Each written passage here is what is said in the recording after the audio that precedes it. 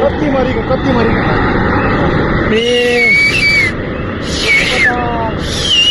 कैसे गिरा भाई ये? भागो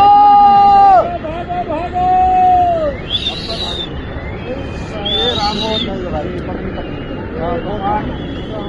बहुत मतलब सब लोग उसके बाद सब अंदर कितने लोग चले गए यहीं पर। यहाँ तो काम चल रहा था लेबर मंदिर ड्रामा कल्प केदार ना यार कल्प केदार भर गया तो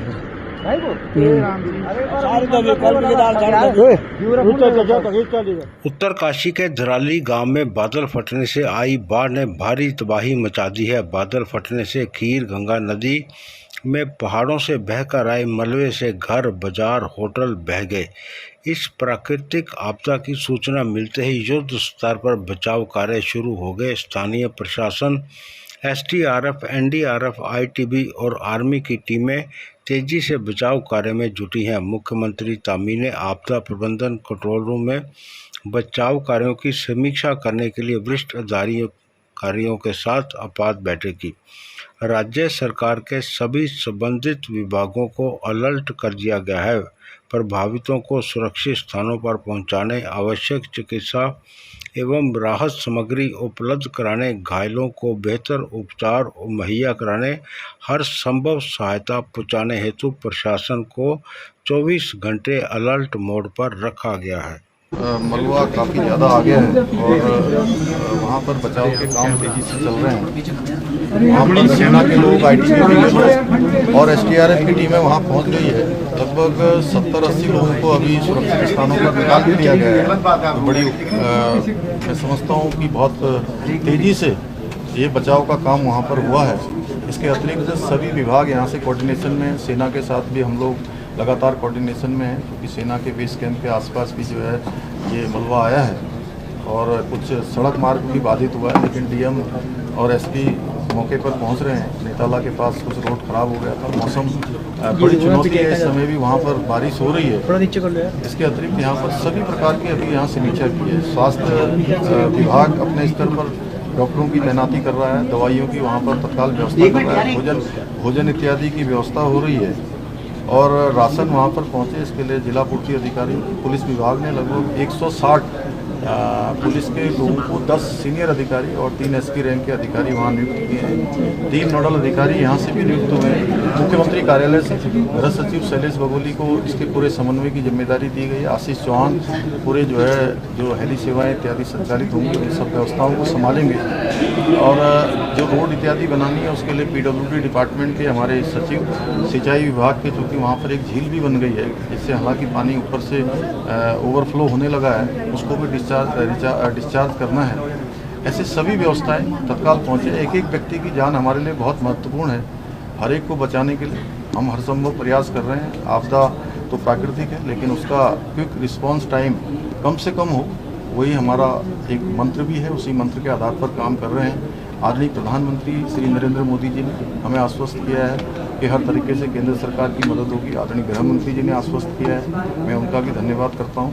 हमारा प्रयास है कि कल सभी प्रकार की जो है सेवाएं वहाँ पर सुचारू रूप से हों। बिजली विभाग और ऊर्जा हमारा उत्तराखंड जल विद्युत निगम दोनों मिलकर जो वहाँ पर अभी बिजली को रिस्टोर करना भी हमारी प्राथमिकता है। आज रात तक वो हो जाएगा।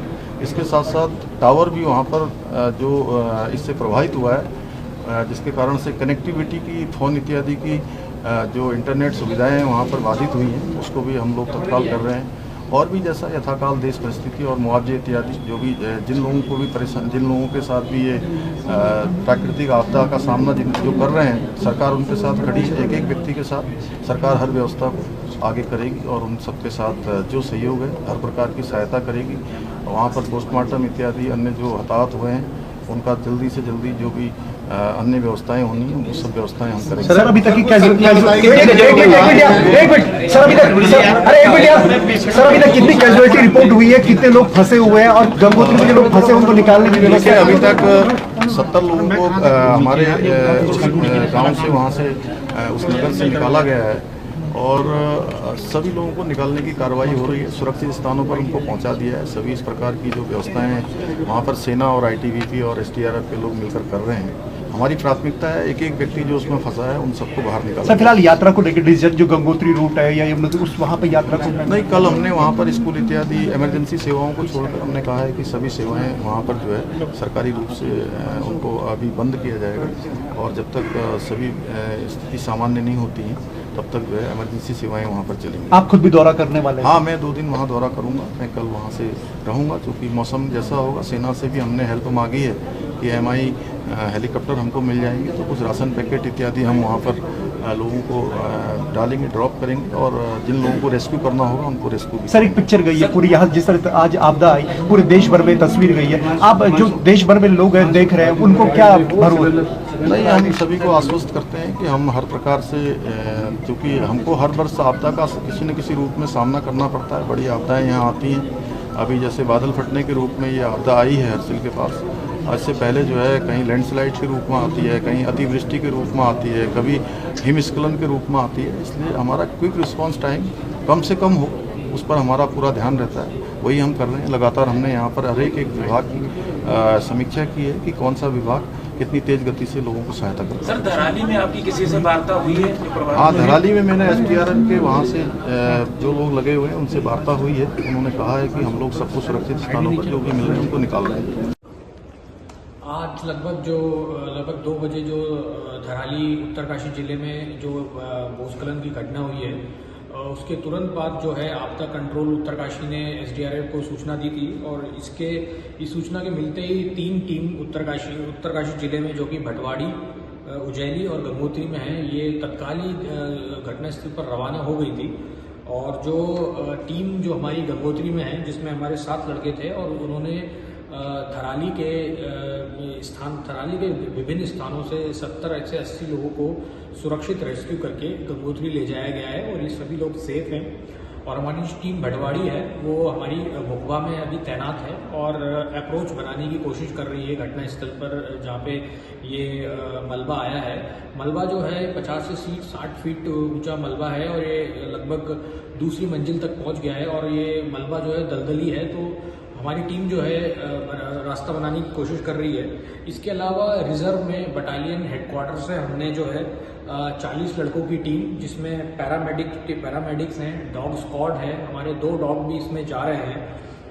ये जो भी राहत एवं बचाव का जो भी जितना भी सामान हो सकता है और हाई एंड इक्विपमेंट हो सकते हैं जैसे कि thermal imaging camera, victim locating camera, RR100, cutting tools, ये जितने भी हो सकते हैं और मेडिकल सप्लाईज, टेंटेज, इन सभी के साथ जो हमारी टीम जो है ये रवाना हो गई है 5 बजे एक हमारे असिस्टेंट कमांडेंट के साथ। इसमें 2 सैटेलाइट फ़ोन भी हैं और 2 ड्रोन भी हैं। तो इसके अलावा जो भी ऑन द वे हमारी टीम्स पड़ती हैं चिन्यालीस और ढालवाला में, वहाँ से भी हमने हमारे कार्मिकों को घटनास्थल के लिए रवाना कर दिया है। तो इस तरह से कुल मिला के लगभग 80 से 85 लोग जो हैं SDRF के कल सुबह तक या आज देर रात तक जो है घटनास्थल पर पहुंच जाएंगे। और हमारा जो कम्युनिकेशन वहाँ पे स्थापित हो चुका है, हमारे गंगोत्री की टीम और जो भटवाड़ी की टीम थी जो मुखबा में तैनात है अभी, वो उससे हम लोग सैटेलाइट फ़ोन के माध्यम से बातचीत कर पा रहे हैं। और ये जो टीम रवाना की है देर रात तक पहुंच जाएंगी और SDRF की तरफ से राहत एवं बचाव कार्य युद्ध स्तर पर जारी है और काफ़ी लोगों को बचा भी लिया गया है और वहां जाके हम जो है पूरी तत्परता से काम करेंगे। धन्यवाद।